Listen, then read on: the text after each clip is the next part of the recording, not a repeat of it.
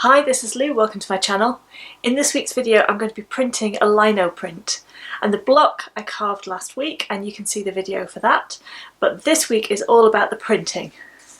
So here's the finished print, and if you want to see how I printed this then do keep watching. So here's some basic stuff that you'll need for printing. First I've got the Lino block that I carved, and if you want to see the video of me making this I will put a link up there. And then in order to print it you'll need some ink. Now I've got a couple of ones here. When I first started out I was using this water-soluble block printing ink. It dries really quickly and I used it for years and it was fine, but I was getting frustrated that I couldn't get the results that I wanted. I couldn't get like the depth of colour. It was always coming out a little bit patchy, and then if I put too much ink on it would come out all blobby. So I was getting very frustrated with it. So I do recommend this for beginners, but if you find yourself becoming frustrated then what I recommend is an oil-based ink. And I've got a couple here. So this is a gold from Cranfield, and their gold and silver are really good. And this is from Intaglio Printmakers, and they do a couple of different types of ink, and this is the litho relief ink. They also do the same range of colours in a, what do you call it, an Intaglio ink. But yeah, so if you're doing lino printing make sure you get the relief one. I've got a couple of palette knives for spreading the ink and mixing it, and then I've got a selection of rollers. I really like these ones from Speedball. They're a good budget option and they come in different sizes. And then this one is a slightly more expensive option. You can pay hundreds for rollers. This one's the hand-printed student roller. It's very good. I like it. And then to print, who needs a press when you've got a spoon? I prefer a metal one, but a lot of people prefer a wooden one. Try a few things out and decide what works for you. I've got some paper to print on, and I'm using good quality printmaking paper. So this is satin paper by Somerset, and then I've got a few other options for paper because I wanted to try out some different colourways on this. So I've got some black paper, and this I think is from Archers. I think it's called Velin Noir, and it's very nice. And then just to have a play and a try, I've got this paper by Colourplan, and it's not printmaking paper, but it's really good quality, and it's yeah, it's light, fast, and all of those things that you'd hope for. It's very smooth. So I'm going to try some of this. For cleaning up after yourself, if you're using oil-based inks, you can just use some oil to clean up, or something like this, which is Zest It, which is an alternative to turpentine. And really excitingly, you need some kind of cloth that isn't going to leave little bits of lint all over your lino block and your rollers. An old t-shirt or something you can cut up. And I like to use some rubber gloves as well to protect my nails. So under these rollers I've got a piece of glass, and this is a piece that I scavenged. It's a shelf from a cupboard that was being thrown out. I've got a few of these, but any kind of like non-porous, smooth, hard surface will do. So a piece of acrylic or like an old picture frame or something. But just be careful if you get a piece of glass, make sure it's got the edges protected because don't want you cutting yourself. I'm going to start by mixing some ink on here, and what I want is a palish warm grey. So obviously to make the grey I've got some black and white, and then to make it a little bit warm I've got some yellow ochre, and I'll just mix a little bit in at that when I've got the grey tone about right.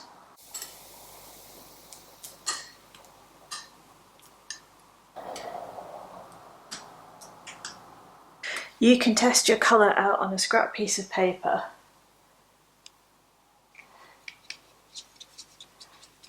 Like that. Just make sure it's the right colour. That's what you want. Now I'm going to wash my hands. there's a lot of hand washing involved here. You don't want to be picking up nice clean sheets of paper, expensive paper especially, when you've got crud all over your hands. Now I can roll my ink out, spread it out, and take some on the roller and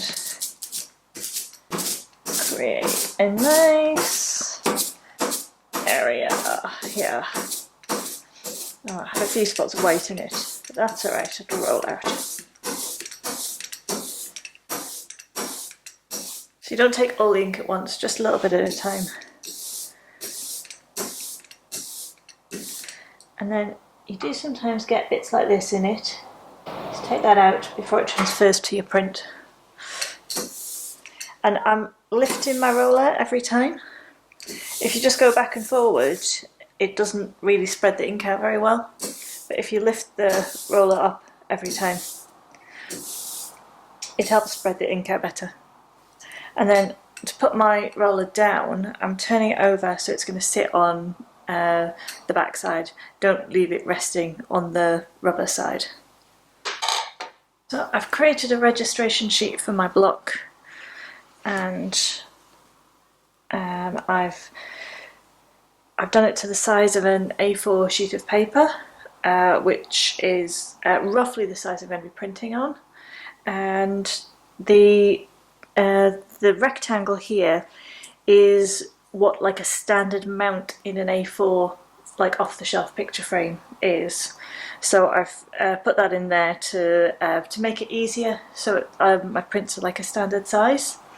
And then the line across the top and the bottom there is to line up with the top and the bottom of the letter, so that every letter I print will be at the same height on the piece of paper. So I've aligned my top and bottom of the letter up with that, and then I can draw around the block and then put it in the same place every time. So I'm going to ink up my block. The first time you do it, you might get a slightly less consistent print, but as you do more prints, it'll get better.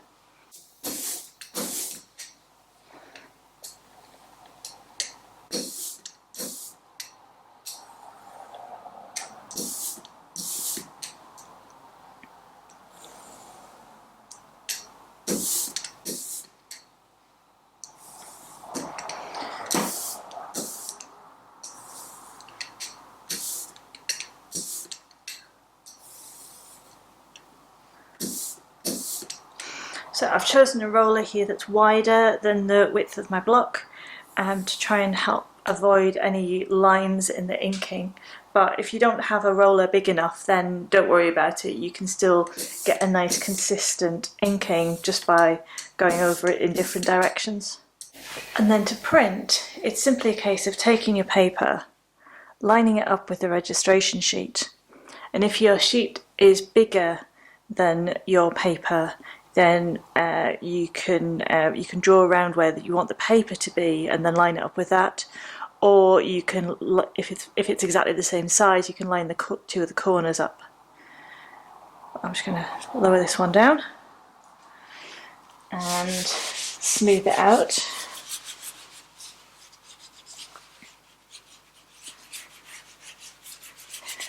I always do this with my fingers first. I'm not sure why. I think it helps the ink stick to the paper, so that when I go in with a spoon it doesn't move. And you just take your spoon, a little bit of pressure, and small circles. This is going to take some time. So the only problem about this method is you've got to be patient. As you're working it, you start to see the imprint of the block in the paper, and sometimes, depending on the paper that you use, sometimes you get some of the ink starting to show through onto the back of the paper as well. Okay, so I think that might be enough, but I'm not sure, so I'm going to put my hand firmly down on one side of it and lift up a corner and see what it looks like. And I think that's looking okay. So then I'm very carefully going to peel it off. And that's what it looks like. So now you can take stock of your print and see if there are any areas you want to change, anything you want to develop. And then I've got lots of this, like these little marks here, and I don't like this, some people do, and if you do, that's absolutely fine. But yeah, so I want to get rid of this. And there's two ways of doing that. One way is what I'm going to show you now, is to create a mask. And then the second way is to cut your actual block. So take your block and cut very close to the design, and then you'll get rid of this permanently. The reason you might not want to do that is because if you've got a square block, when you come to print it in a press, especially if it's a rotary press, it might slip a little bit. But if you've got a square block, you can create something like this, which is just a piece of card with some mount board stuck to it.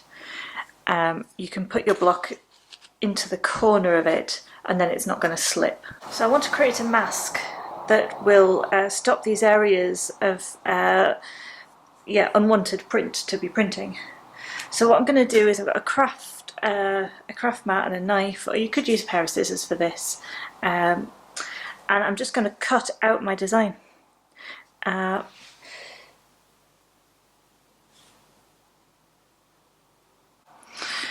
So now I've cut this centerpiece out, and this is the bit that I'm going to use. Now I've inked up my block again, and this time I have the mask that I've cut. So I can flip that over and place it around the image, making sure that all the areas that I've cut that I want to print are clear of the mask. And then I can take some of my paper and place it on, and let's see what that looks like. Cool. Take away the mask and we've got a much cleaner print. So the spoon method of printmaking is pretty good. You can get some really nice results with it. If you're printing a lot, it does hurt your wrists, and it can be difficult to get it consistent. So for small prints like this, I invested in one of these.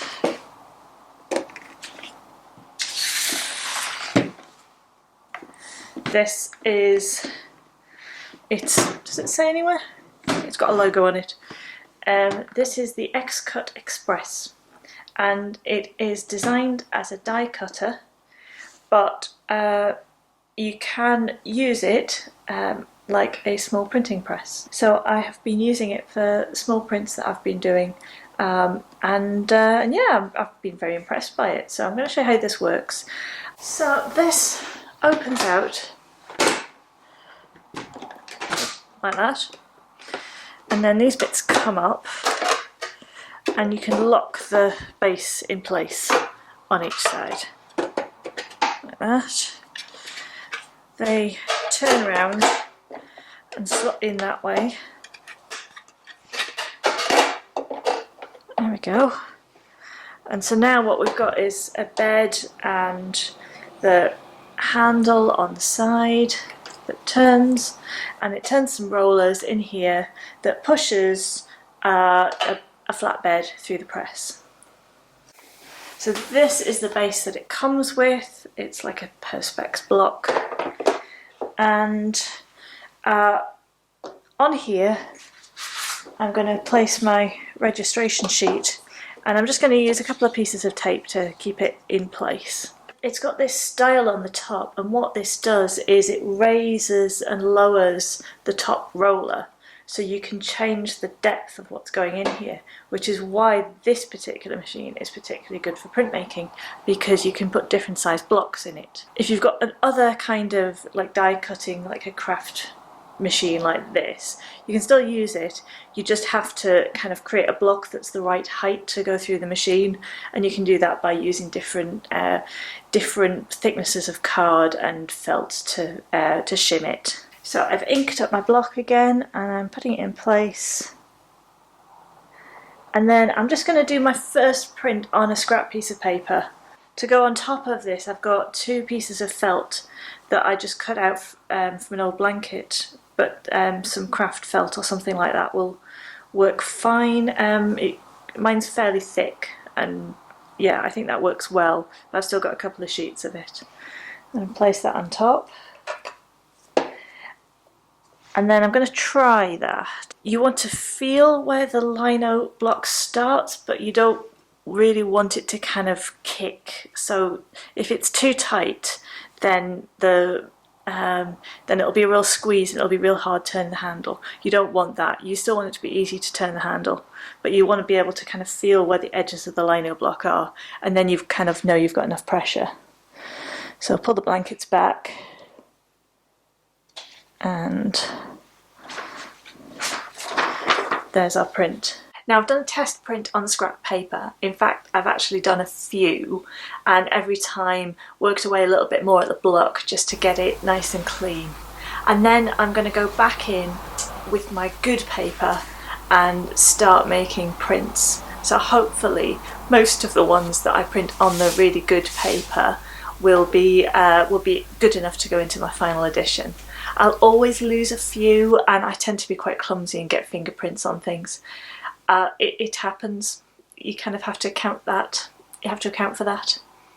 But yeah, hopefully I should now be in a position to get prints that I think will be good enough for general public, for general consumption. So now it's time to clear up, and I'm going to collect as much of the ink as I can and save it.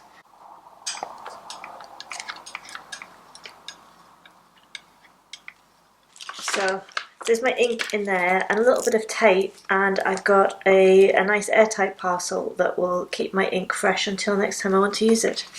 And then just some cooking oil and a few drops of that on there, and you'll be amazed how quickly it wipes up. And then you do the same with your lino block, with your roller, and anything else that has ink on it.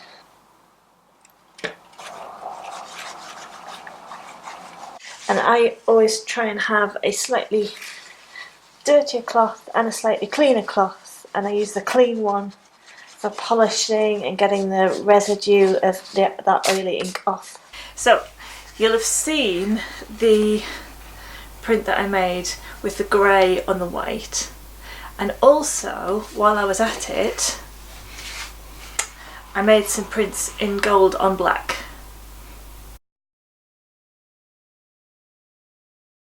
And I really like the way these both have turned out. So I also did some other colours as well, just to test it out. So I did a gold on navy blue, and I did a gold on green because my sister fancied a gold on green. Now I had one sheet of this card, but I really like it, so I may end up ordering some more card to make some more of these on the green. So yeah, so let me know which colours you like.